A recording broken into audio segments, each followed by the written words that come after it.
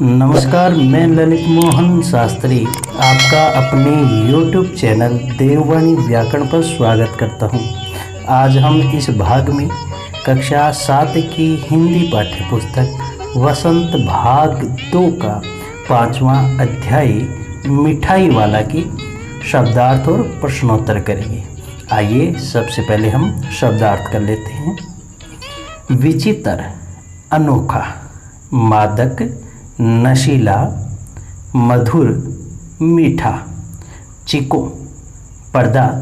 Chico शब्द 2-3 बार प्रयोग हुआ है इस पाठ में, जिसका अर्थ होता है पर्दा। पुलकित, खुश, कोमल।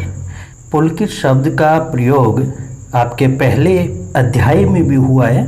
हम पंछी उन्मुक्त गगन के, उस पाठ में पुलकित का अर्थ था कोमल, क्योंकि वहाँ पर ऐसे वाक्य में प्रयोग हुआ जिसका अर्थ कोमल ही लिया जा सकता है कि पुलकित पंख टूट जाएंगे। लेकिन इस अध्याय में पुलकित का अर्थ होगा खुश, क्योंकि बच्चे खिलौने वाले को देखकर पुलकित हो उठते यानी खुश हो उठते। उस्ताद, माहिर, मृदुल, कोमल।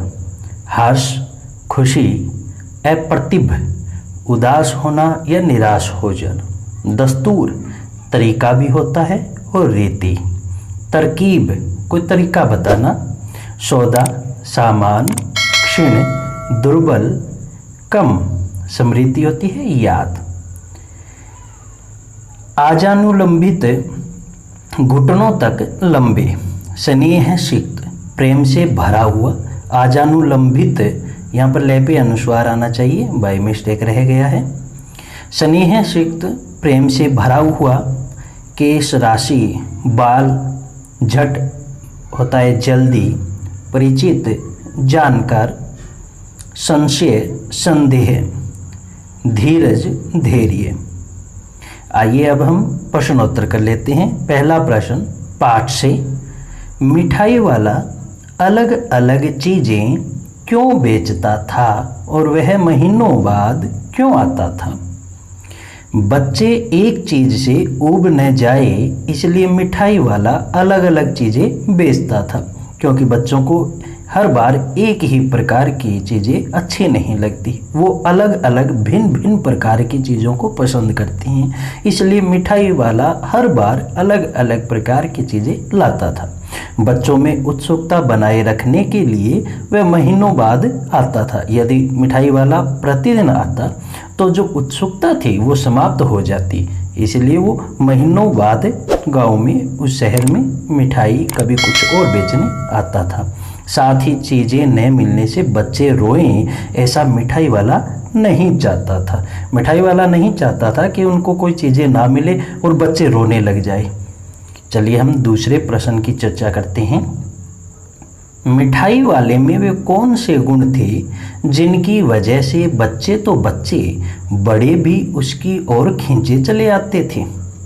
उत्तर, निम्नलिखित कारणों से बच्चे तथा बड़े मिठाई वाले की ओर खींचे चले आते थे। नंबर 1, मिठाई वाला मादक मधुर ढंग से गाकर अपनी चीज़ों को बेचता था। नंबर 2, वह कम लाभ में बच्चों को खिलौने तथा मिठाइयाँ देता था, यानी बहुत सस्ते बेचा करता था। नंबर 3, उसके हृदय में बच्चों के लिए स्नेह था, वह कभी गुस्सा नहीं करता था। नंबर 4, हर बार नई चीज़ें लाता था जो बच्चों को बहुत पसंद होती हैं। आइए हम प्रश्न 3 की चर्चा करते हैं। विजय बाबू एक ग्राहक थे और मुरली वाला एक विक्रेता। दोनों अपने अपने पक्ष के समर्थन में क्या तर्क पेश करते हैं?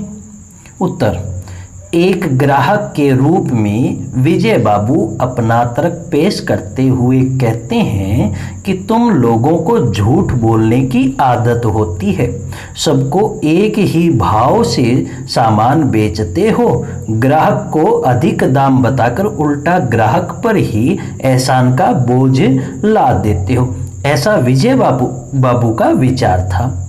और विक्रेता के रूप में मुरली वाला अपना तर्क पेश करता हुआ कहता है, आपको चीज़ों की असली लागत का अंदाज़ा नहीं है, इसलिए दुकानदार चाहे हानि उठाकर ही चीज़ें क्यों न बेचे, पर ग्राहक को हमेशा यही लगता है कि हम उन्हें लूट रहे हैं।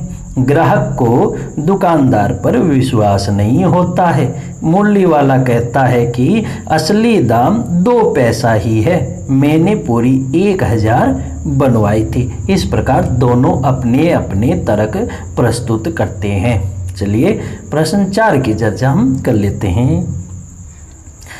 प्रश्न 4, खिलौने वाले के आने पर बच्चों की क्या प्रतिक्रिया होती थी? उत्तर, खिलौने वाले के आने पर बच्चे खिलौने देखकर पुलकित हो उठते थे। बच्चों का झुंड खिलौने वाले को चारों तरफ से घेर लेता था। वे पैसे लेकर खिलौने का मोल भाव करने लगते थे। खिलौने पाकर बच्चे खुशी से उछलने कूदने लगते थे। प्रश्न 5, रोहिणी को मुरली वाले के स्वर से खिलौने वाले का स्मरण क्यों हो आया? उत्तर, मुरली वाला भी खिलौने वाले की तरह ही गा गा कर खिलौने बेच रहा था। रोहिणी को खिलौने वाले का स्वर जाना पहचाना लगा, इसलिए उसे खिलौने वाले का स्मरण हो आया, क्योंकि मुरली वाला खिलौने वाले की तरह ही गा गा कर ही वस्तुएं बेच रहा था, यानी कुछ चीज़ें बेच रहा था। चलिए प्रश्न 6 की हम चर्चा कर लेते हैं। किसकी बात सुनकर मिठाई वाला भावुक हो गया था? उसने इन व्यवसायों को अपनाने का क्या कारण बताया? उत्तर, रोहिणी की बात सुनकर मिठाई वाला भावुक हो गया। इस तरह के जीवन में उसे अपने बच्चों की झलक मिल जाती है। उसे ऐसा लगता है कि उसके बच्चे इन्हीं में कहीं हंस खेल रहे हैं। यदि वो ऐसा नहीं करता तो उनकी याद में घुल घुल कर मर जाता, क्योंकि उसके बच्चे अब जिंदा नहीं थे। इसी कारण उसने इस व्यवसाय को अपनाया ताकि इन बच्चों में वह अपने बच्चों की झलक पा सके। आइए प्रश्न 7 की चर्चा करते हैं। अब इस बार ये पैसे न लूँगा। कहानी के अंत में मिठाई वाले ने ऐसा क्यों कहा? कहानी के अंत में रोहिणी द्वारा मिठाई के पैसे मिठाई वाले ने लेने से मना कर दिया, क्योंकि चुन्नू और मुन्नू को देखकर उसे अपने बच्चों का स्मरण हो आया, यानी याद आ गई। उसे ऐसा लगा मानो वो अपने बच्चों को ही मिठाई दे रहा है। प्रश्न 8, इस कहानी में रोहिणी चिक के पीछे से बात करती है। क्या आज भी औरतें चिक के पीछे से बात करती हैं? यदि करती है तो क्यों? आपकी राय में क्या यह सही है?